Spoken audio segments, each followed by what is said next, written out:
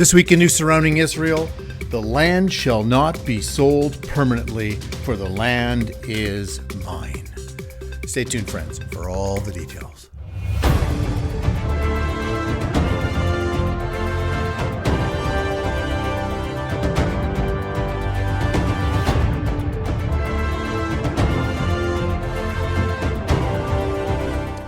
Well, shalom, everyone. Welcome once again to this week's newscast. I'm Robert Gotzelik, your host. And the Jerusalem Post just this past Monday informed us that dozens of ministers will gather at the United Nations on Monday, the 28th, a couple days ago, for a delayed conference to work toward a two-state solution between Israel and the Palestinians. But the U.S. and Israel are boycotting the event.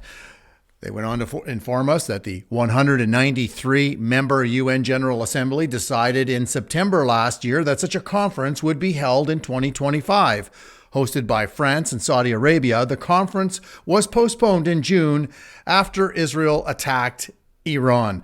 The conference aims to lay out the parameters for a roadmap to a Palestinian state.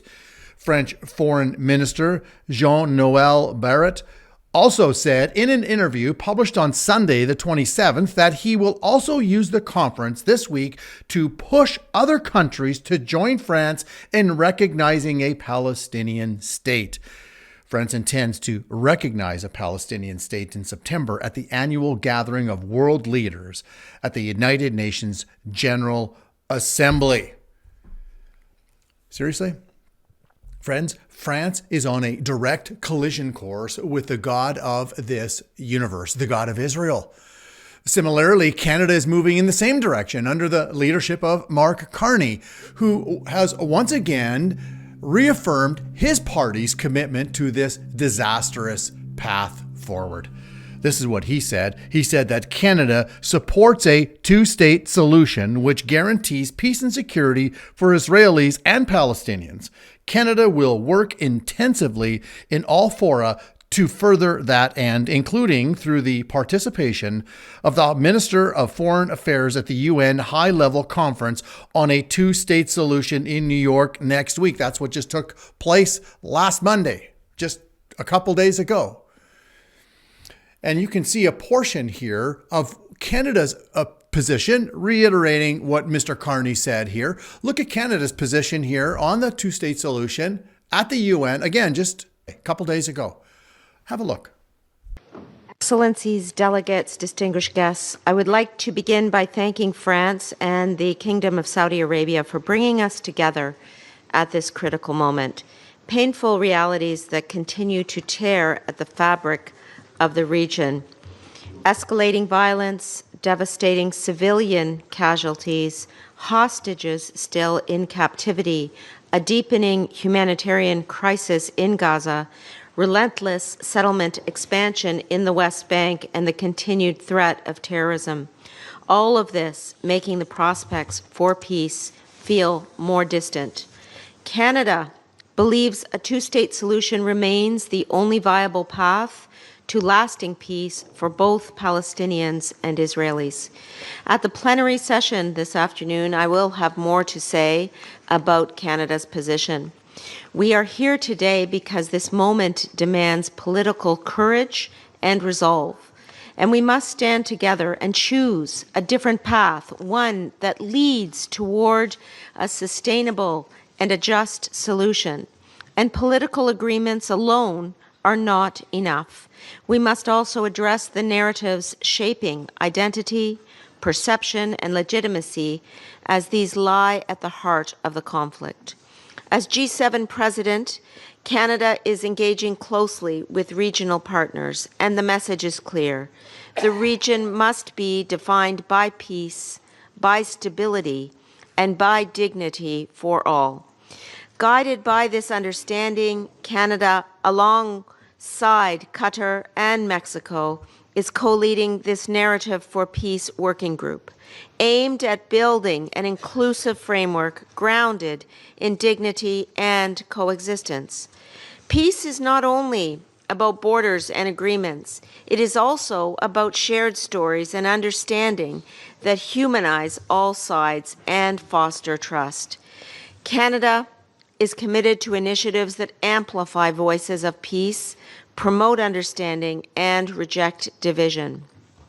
We support local mediation and peace-building efforts, empower youth and women leaders, and champion press freedom and inclusive dialogue.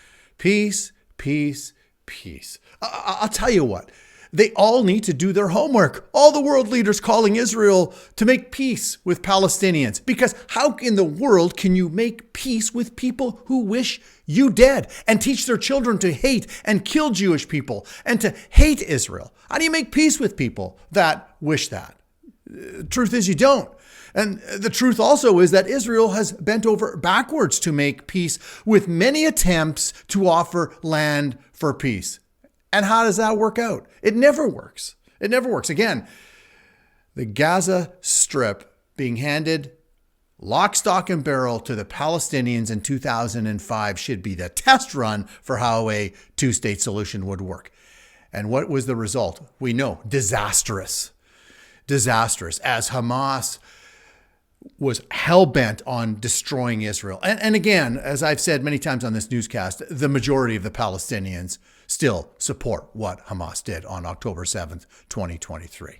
It's ludicrous to push Israel to make peace with people who wish them dead. Again, land for peace, it never works because Israel's enemies don't want two states. They want one state with no Israel, period. That's the mantra. River to the sea, Palestine will be free. That's from the Jordan to the Mediterranean. That means no Israel. And the countries, Canada included, calling for a two-state solution have no idea what they're talking about and have little to no compassion for Israel and the Jewish people. And you know what? This gives us a glimpse of who the goat nations and the people will be that we read about in Matthew chapter 25. And that's taking place in the tribulation period and towards the end. You can read those verses 31 to 46. You're going to see that when you read that. As when Israel's Messiah returns, he separates the sheep from the goats on the left and the sheep on the right. Again, it's based on what they did or didn't do to the least of these, the Jewish people, Jesus' brothers. And so read that for yourself. Let me also read to you here Joel chapter 3 and verse 2. This is what God says. I'll back it up to verse 1 for context. For behold, in those days and at that time, when I bring back the captives of Judah and Jerusalem, God's gathering his chosen people back. That's what we see here happening before our very eyes today. Verse 2, here's the judgment. I'm going to gather all the nations, God says, and I'll bring them down to the valley of Jehoshaphat, and I will enter into judgment with them there on account of my people, my heritage, Israel. Here's the reason why the judgment's coming. Because they've scattered his people among the nations and they've also divided up God's land. Friends, when you think of those particular portions of scripture here in Joel chapter 3, those two verses, God is clear. He's clear that judgment is coming one day. And what did Israel's enemies of the past do? When they conquered the land, they didn't sit there on a drafting table dividing up the land. They didn't do that. They kept it for themselves. Only in our day are they dividing up the land for peace. And again, the very first partition for a two-state solution was back in 1937 to the Peel Commission. Again, the Jewish people said, we'll take it. The Arab world said no. And again, in 47, the Jewish people said, we'll take it. And the Arab world said no. And then in 2000, under the Palestine Liberation Organization, under Yasser Arafat, he was offered the farm by Prime Minister Ehud Barak, Israel's prime minister, and he said no. And then in 2008, again, Palestinian Authority, Mahmoud Abbas, Yasser Arafat's successor, again was offered the farm by, at that time, Israeli Prime Minister Ehud Olmert. Again, the Jewish people offering land for peace, and the Arab world, the Palestinians, they said no, no, no, no. And so it is Israel that has bent over backwards to try to make peace. And here in Joel chapter 3, is a very strong warning, and the message is clear. God takes the dividing of his covenant land as a deeply personal offense. This is not just geography, friends. It is God's land where he has placed his name forever and where he has given it as an everlasting possession to the physical descendants of Israel. And any attempt to alter, divide, or negotiate ownership of this land stands in direct opposition to God's declared will. And in Leviticus 25:23, the Lord declares, as I've started off this newscast with, the land shall not be sold permanently. God says, for the land is mine. You see, this scripture underscores a profound truth. The land of Israel belongs ultimately and eternally to God. And so woe to those who want to divide the land up, because they are going to face severe judgment for doing so, as we read here in Joel chapter 3, and as we read in Matthew chapter 25, and how the nations treat the least of these, Jesus' brothers, the Jewish people. And as I've said before, friends, that's not going to bring blessing to your country. No, we need to be in prayer for Canada, because if Canada's going to take the stand to side with the Palestinians and reward them with a state of their own, if you could possibly imagine that, of all the attempts and the trial run that they had since 2005 in the Gaza Strip, if Canada's going to take that stance, that's not going to bring blessing to our country, nor will it bring blessing to any other country that's doing the same thing. No, it's going to bring the opposite.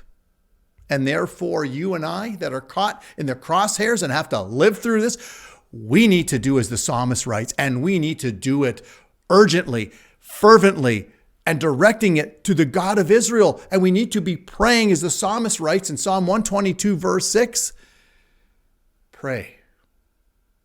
Pray. And I'm imploring you today, friends, pray for the peace of Jerusalem. And ultimately, when we're praying for the peace of Jerusalem, we are praying for the Prince of Peace, Israel's Messiah, Yeshua, to return, because that's the only way that there's ever going to be lasting peace. But we are commanded to pray for the peace of Jerusalem. May they prosper who love you.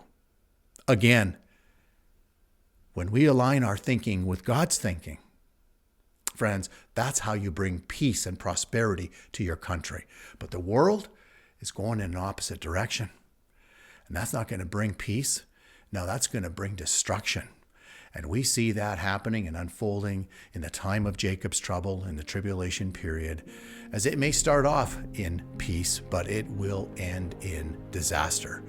And ultimately, God will gather the nations and enter into judgment with them there in the valley of Jehoshaphat in Jerusalem. And he's going to enter into judgment on account of his people, Israel, whom the nations have scattered, and they've also divided up his land.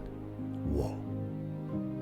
And with that, and until next time, thanks for joining us on another episode of In News Surrounding Israel. God bless everyone.